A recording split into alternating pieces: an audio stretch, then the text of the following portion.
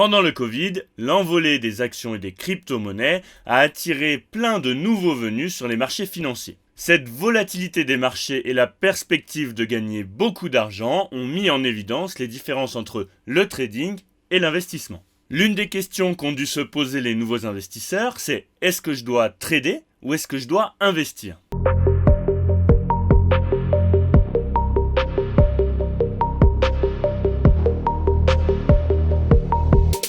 Et c'est aussi à ce moment-là qu'on a vu émerger un nombre incalculable de millionnaires du trading sur les réseaux sociaux, vous vendant des formations pour devenir riche et libre financièrement en 15 jours. Allez, fini le sarcasme, c'est courant qu'on utilise les termes trading et investissement comme s'ils étaient interchangeables.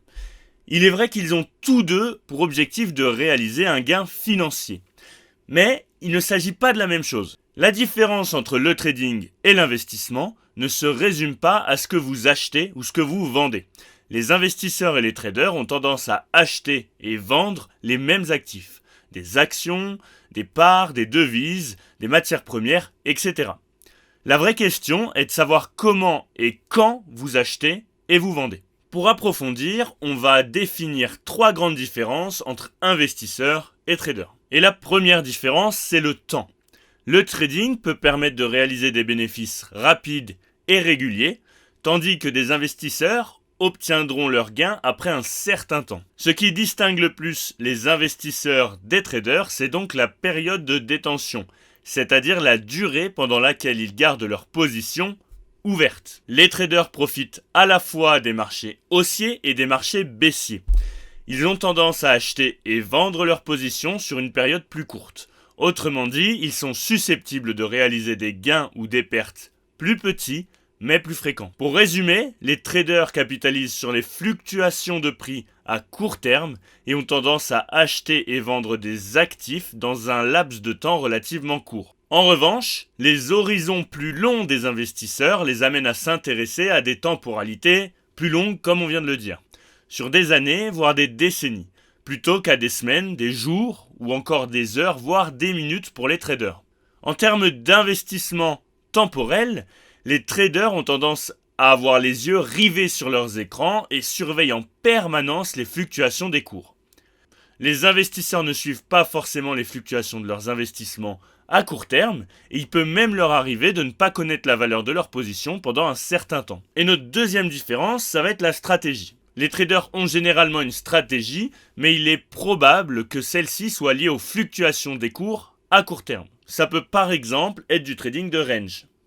On dit souvent, planifiez votre trade, tradez votre plan.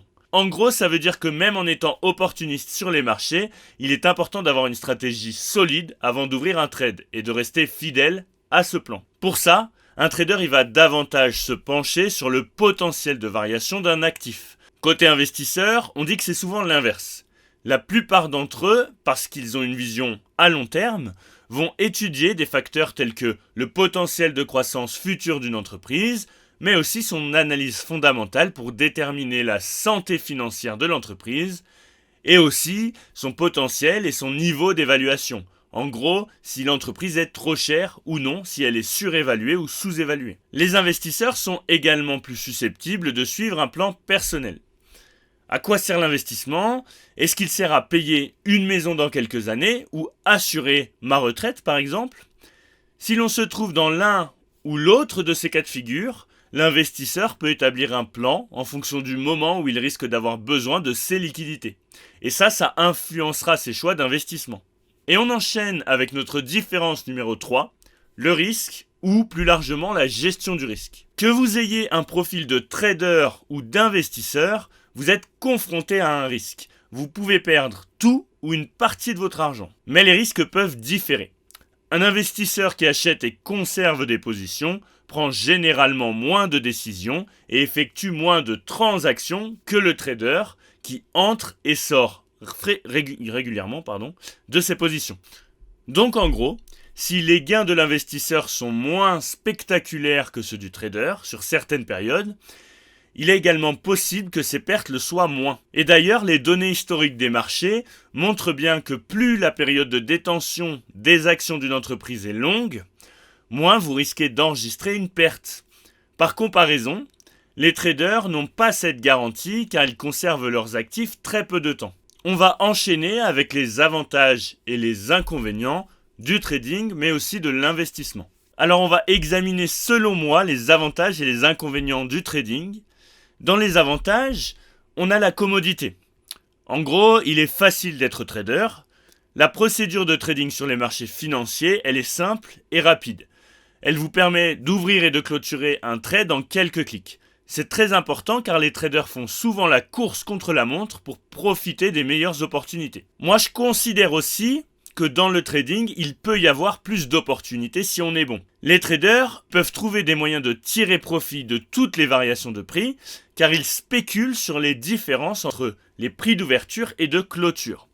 Plus la différence est importante, plus le profit est élevé. Ensuite, on a l'effet de levier. Attention, ça peut aussi, si vous n'êtes pas un bon trader, si vous analysez mal vos actions, ça peut aussi être un gros défaut. Et effectivement, les traders, ils peuvent se servir d'un effet de levier, ce qu'on appelle un effet de levier, pour acheter plus d'actifs qu'ils n'auraient pu se le permettre avec leur propre argent. L'effet de levier, il peut augmenter avec les bénéfices de manière exponentielle. Mais il est aussi assorti de certaines conditions. Effectivement, vous pouvez être sorti de votre position et tout votre argent est perdu. Ça va aussi dépendre du levier que vous avez choisi et en fonction de son importance. Plus le levier est grand, donc plus vous pouvez gagner d'argent, mais plus vous pouvez aussi en perdre. En ce qui concerne les inconvénients, on a dans un premier temps le risque qui est effectivement plus élevé. La multiplication des opportunités de profit, elle s'accompagne d'une augmentation du risque. Les traders, ils exécutent des trades à court terme sur les marchés volatiles. Mais il est aussi difficile de prédire correctement la direction que prendra le prix justement du trade. Il est assez fréquent que les débutants perdent tout leur capital avec un seul trade malchanceux. De plus, si l'effet de levier permet d'augmenter les bénéfices, comme on l'a dit tout à l'heure, il accroît aussi le montant des pertes auxquelles les traders peuvent être confrontés, les laissant parfois avec des dettes considérables. Ensuite, on a des revenus qui sont instables et c'est notamment lié au risque qui est plus élevé. Les traders qui quittent leur emploi à temps plein pour par exemple faire carrière dans le trading ont souvent du mal à maintenir un revenu qui est stable. Leur revenu va dépendre du nombre de trades qu'ils sont capables d'exécuter, mais même s'ils parviennent à s'en tenir à leur plan de trading, quelques trades infructueux peuvent faire baisser leur bénéfice total et donc leur revenu finalement. Pour le trading, il faut aussi beaucoup de temps. Si vous souhaitez réaliser des bénéfices importants, grâce au trading, vous devez passer beaucoup de temps devant votre écran et regarder les graphiques de prix, chercher des opportunités de trading, etc. C'est pourquoi il y a de nombreuses personnes qui ont fait du trading leur métier. Maintenant, on passe à l'investissement. Et dans les avantages de l'investissement, on a le fait de pouvoir gérer l'inflation. Et oui, l'argent perd de sa valeur au fil du temps en raison de l'inflation. Les choses que vous pouvez acheter pour 100 $ aujourd'hui coûteront plus cher demain. Le simple fait de conserver l'argent sur votre épargne ne suffira pas à compenser l'augmentation des prix. C'est pourquoi l'investissement est un choix judicieux si vous voulez garder une longueur d'avance sur cette inflation. La valeur de votre actif augmentera, si vous l'avez bien choisi, effectivement, ce qui vous permettra de le vendre plus cher à l'avenir, alors que si vous aviez gardé votre argent sur votre compte, sa valeur aurait baissé. Ensuite, il y a les rendements à long terme. L'investissement peut vous permettre d'avoir de l'argent pour l'avenir finalement. Plutôt que d'obtenir des bénéfices immédiats et de les dépenser, vos investissements, vous pouvez les stocker, les cumuler pour plus tard vous permettre d'accroître votre patrimoine. Et ça, c'est notamment dû à l'effet boule de neige.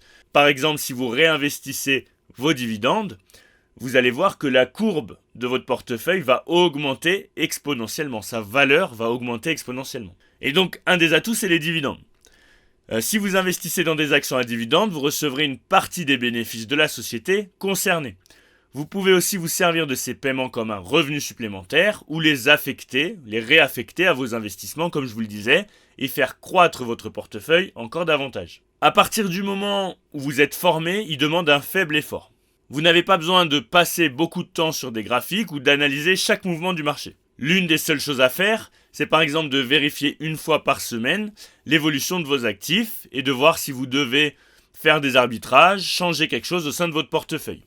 C'est encore plus le cas si vous utilisez des ETF. À part ça, il n'est pas nécessaire de modifier votre mode de vie actuel ou de quitter votre emploi pour gagner plus d'argent. Attention, l'investissement, il comporte aussi des défauts. Et dans un premier temps, il y a les rendements qui sont beaucoup plus lents qu'avec le trading. Avec l'investissement, vous jouez un gain à attendre.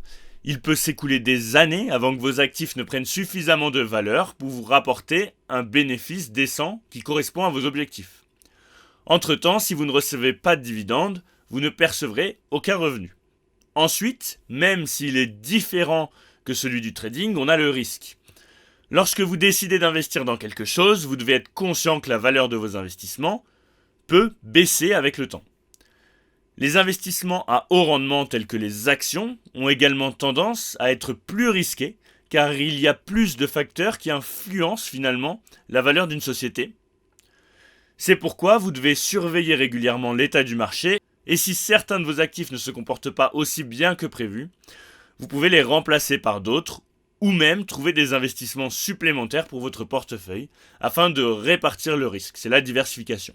Ensuite, on a ce que j'appelle le coût d'opportunité. Investir de l'argent dans des actifs signifie que vous ne disposez pas de cet argent dans vos fonds actifs finalement. Vous ne pouvez même pas le dépenser en cas d'urgence, car il faut du temps pour le retirer et vendre vos actions. Et même, votre action entre-temps peut avoir baissé, donc la valeur de ce que vous aviez investi peut baisser.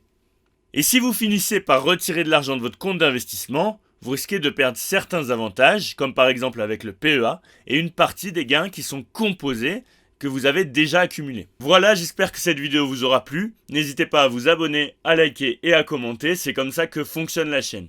Moi je vous dis à dimanche pour le prochain point bourse à ne pas manquer.